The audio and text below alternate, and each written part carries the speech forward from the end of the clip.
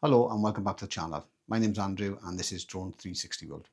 So today I'm going to talk about the new DJI Mic Mini and why I've decided to upgrade. So the Mic Mini is the smallest and lightest mic that DJI have made. So for the last 2 years I have been using the DJI Mic 1. And although I find it a good little mic, it is a little bit fiddly with the setup and having to use the two little adapters that fit into the receiver every time that I want to make a recording. So recently, after losing one of the connectors, I thought enough was enough and I decided to change the mic setup. So I went for the DJI Mic Mini, and this is why.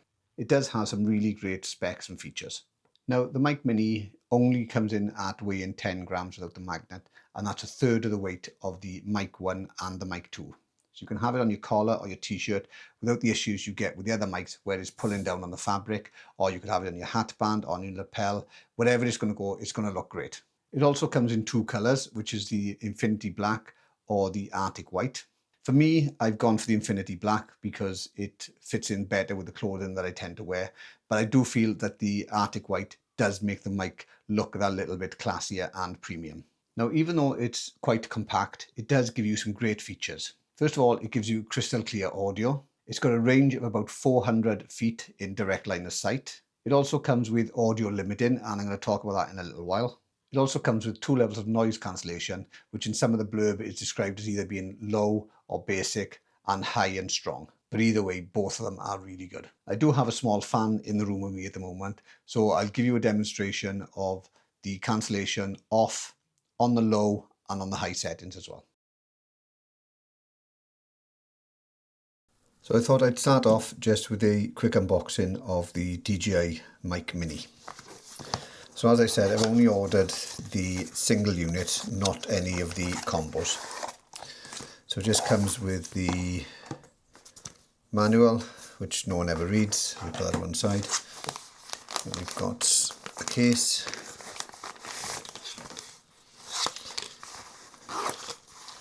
And in the case, we've got, what's this? The Mic Mini itself. So that must be the charging unit, the USB-C port at the rear. The Mic Mini and the magnet, so that just clips on there. And clips, so that's that. The silica gel, so I don't need that. USB-C cable, 1, 2 of the wind muffs, grey one and a black one. Let's see. Alright, and they just clip on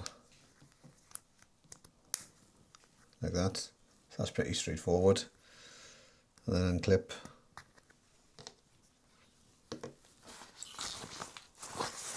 And that's it, and a nice little case. Keep them all in.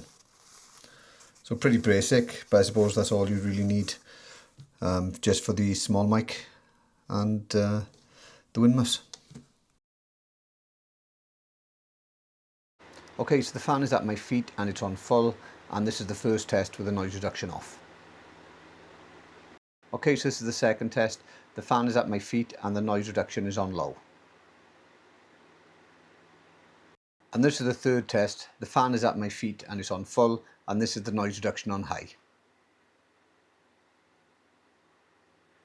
So setup is really simple as well. Once you power the unit on, you press and hold the link button until the light changes from blue to blue and green. And then you go onto your device like your Osmo Pocket 3 or your Action 4 or 5, scroll down to the wireless connections, and then it'll link through automatically. Now, once it's linked through, every time you want to use it, you just need to power on the unit and then it's automatically going to connect to that device. You don't have to go through and connect it for a second time.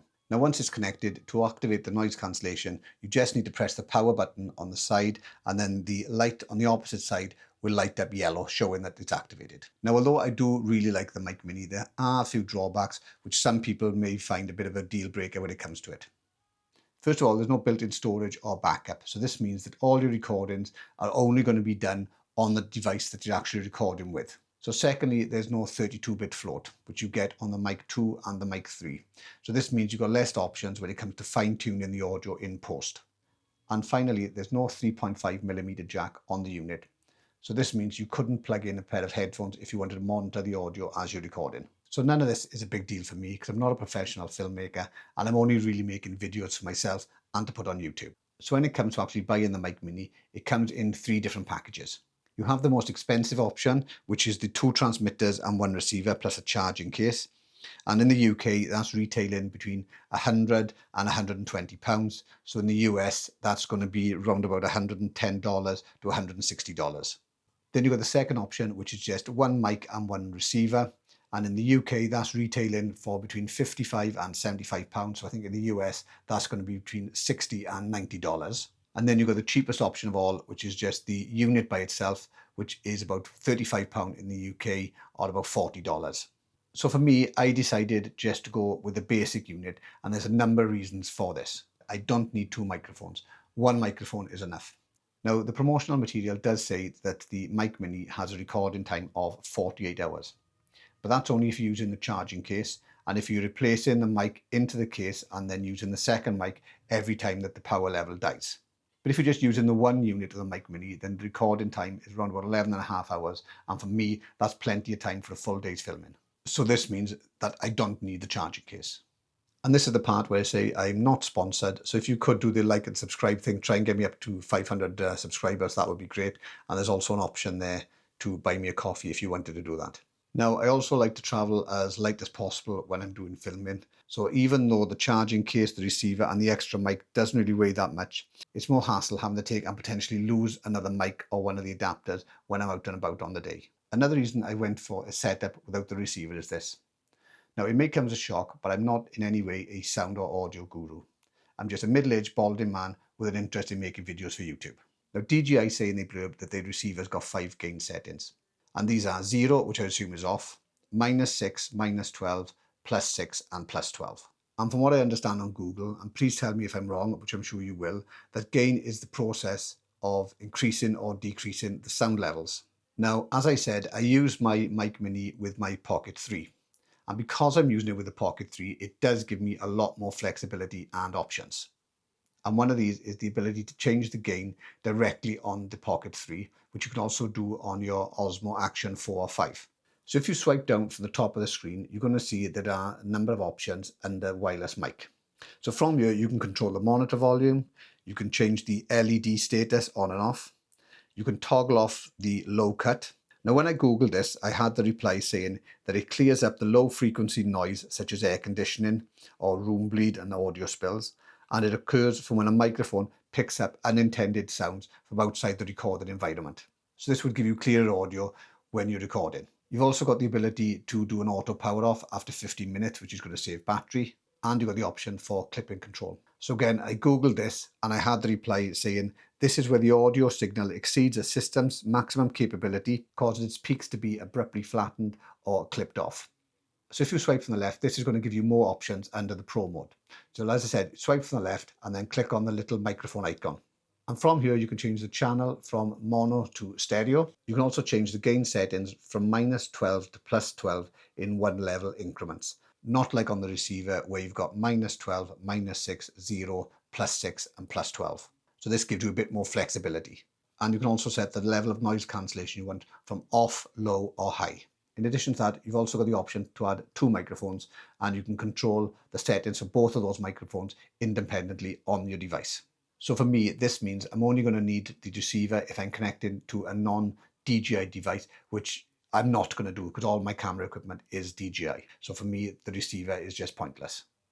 So if you want to connect through to your phone, then you can still do this via Bluetooth. You don't need a receiver, but you're only going to get 1 level of noise cancellation, and that's going to be high. So for me, that's fine because the only time I ever use it with my phone is when I'm flying my drone and if I want to do any voice records over my drone footage. And again, one of the reasons I'm changing from my original mic to the Mic Mini is because I was fed up of using those little connectors every time I wanted to make a recording, and being middle-aged, I want anything for an easy life. And another reason I didn't go for a combo is this. All the combos come with USB-C connectors. But if you've got an iPhone 14 or below, then you're going to need a combo which has got a Lightning adapter. So for some reason, DJI are charging an extra £25 or $25 for a kit with a Lightning adapter to use it on older models of iPhones. So this means if you're buying a combo with a Lightning adapter, you're paying over half the cost of just buying a solo microphone. So to put it in perspective for me, I could buy 2 Mic Minis and connect them through to my Pocket 3 or my Osmo Action 4 or 5 and have more functionality cheaper than if I bought a combo with the Mic Mini receiver and a Lightning connector. Plus, I wouldn't have the hassle of setting everything up.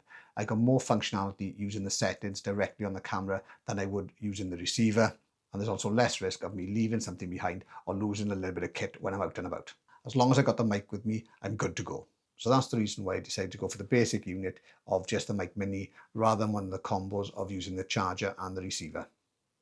So all that remains for me to say is thanks very much. If you could do the like, subscribe and the bell notification thing, that would be great. And there's also an option there to buy me a coffee if you wanted to do that. And if you've got any questions or comments, let me know below and I'll do my best to answer them. And I'll catch you again next time. Thanks very much.